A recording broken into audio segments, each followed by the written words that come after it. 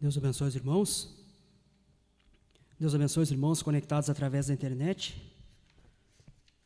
Vamos fazer o resumo da leitura que fizemos da mensagem à era da igreja de Tiatira. Na última oportunidade, lemos das páginas 187 a 189. Páginas 187 a 189. E ali o irmão Brana leu a escritura de Apocalipse, capítulo 2, versículos 18 ao 29. A mensagem para a era da igreja de Tiatira. E falando da era de Tiatira, o irmão Brana diz que, historicamente, Tiatira era a menos notável das 7 cidades de Apocalipse. Entre Éfeso, Esmirna, Pérgamo, Tiatira, Filadélfia, Laodiceia, dentre todas estas cidades, simbolizadas ali no livro de Apocalipse, esta era a menos notável delas. Porém, era uma cidade próspera. Ali haviam associações corporativas de oleiros, curtidores, tecelões, tintureiros, fabricantes de túnicas e etc. E foi desta cidade que Lídia, a vendedora de púrpura, veio. Ela foi a primeira europeia convertida de Paulo. E nesta cidade continha os elementos espirituais para a quarta era. A religião desta cidade de Tiatira mostrava o que seria a quarta era da igreja. E ali naquela cidade, a principal religião era a adoração de Apolo, que estava associada ao culto de adoração ao imperador. Apolo era o deus Sol e o próximo em poder depois de seu pai Zeus. E os rituais que eram feitos a estes deuses pagãos, eles eram conduzidos por uma profetisa, que se assentava sobre uma cadeira trípode e entregava as mensagens enquanto estava em transe. Você vê que ali havia um filho de um Deus, isto nos lembra o Filho de Deus, e ali havia uma profetisa que conduzia os rituais de adoração a esse Deus. Creio que nas próximas páginas o irmão Brana vai esclarecer melhor isto. E ele também diz: a influência desta religião era extraordinária. Seu formidável poder não residia exclusivamente na esfera do mistério, mas no fato de que ninguém podia pertencer às associações que ofereciam às pessoas seu meio de vida, a menos que pertencesse ao templo de adoração a Apolo. Ninguém podia pertencer às associações que ofereciam às pessoas seu meio de vida, a menos que pertencesse ao templo de adoração a Apolo. Veja que ali naquela cidade havia uma imposição religiosa. Você não poderia comprar, não poderia vender, não poderia ser um cidadão com todos os seus direitos se não exercesse adoração a Apolo.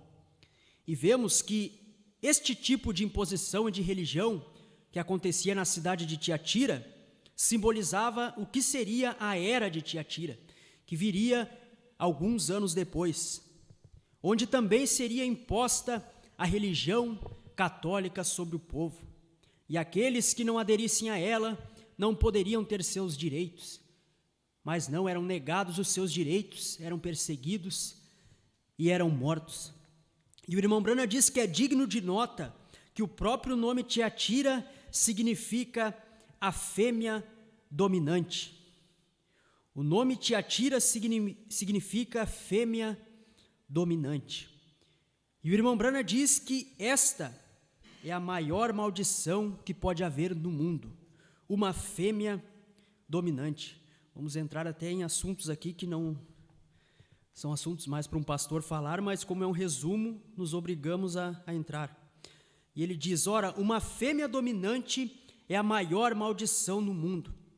O homem mais sábio que o mundo já viu foi Salomão, e ele disse: eu tornei a voltar-me e determinei em meu coração saber e inquirir, e buscar a sabedoria e a razão, e conhecer a loucura da impiedade e a doidice dos desvários.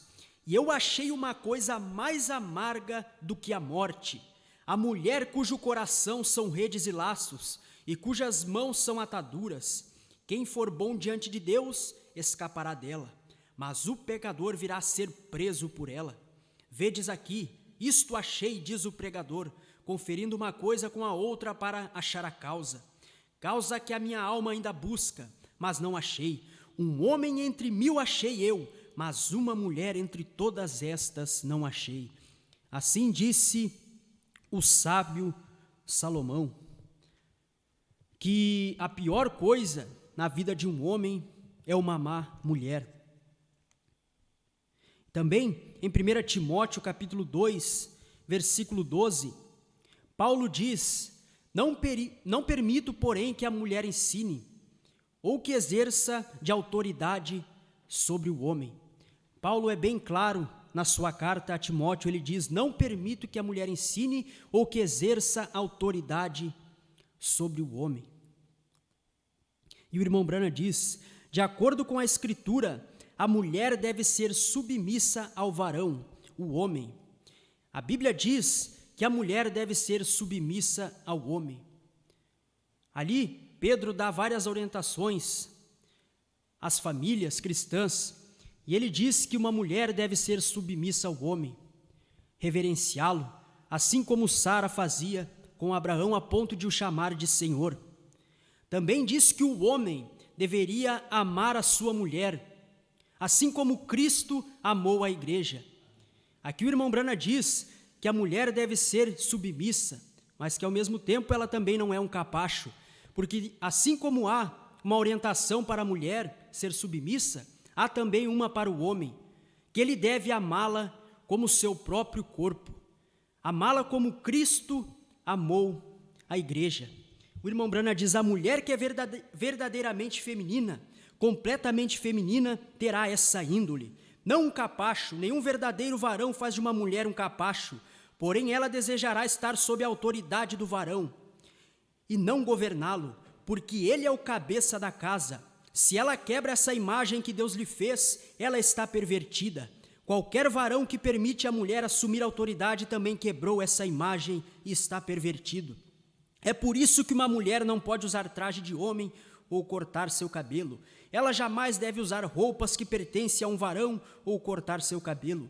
Quando ela o faz, está se intrometendo no domínio masculino, assumindo autoridade e se pervertendo. E quando uma mulher invade o púlpito, o que lhe é ordenado não fazer, ela mostra de que espírito é. Ser uma fêmea dominante é anticristão, e as sementes da Igreja Católica Romana estão nela.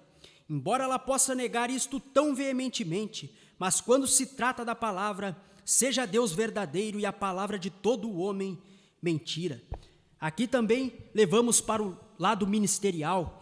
O irmão Branham diz que quando uma mulher invade o púlpito, sabendo nós que a Bíblia proíbe que a mulher exerça o ministério, que a mulher pregue, então o irmão Branham diz: ela também é uma fêmea dominante. Paulo é bem claro dizendo estejam as mulheres caladas nas igrejas. E como acabamos de mencionar, ele também diz que a mulher não deveria exercer autoridade sobre o homem, ou que ela ensinasse, não deveria ensinar.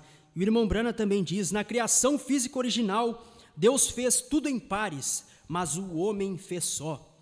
Na criação original ele fez pares, um par para o galo, a galinha, o boi, a vaca, e etc. Mas o homem, quando ele fez um só. Ele não fez em par, ele fez um só. Então o irmão Branham diz: a mulher teve que ser tirada do homem. Os animais foram feitos em pares, mas a mulher não foi feita, ela foi tirada do homem.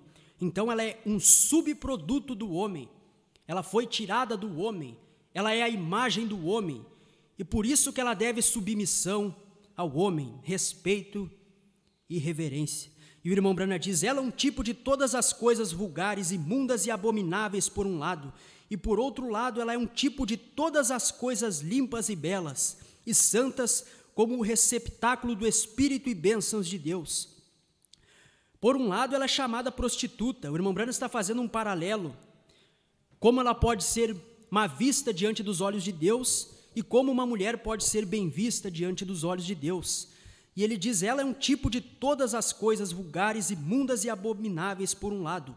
E por outro lado, ela é um tipo de todas as coisas limpas e belas e santas, como o receptáculo do Espírito e bênçãos de Deus.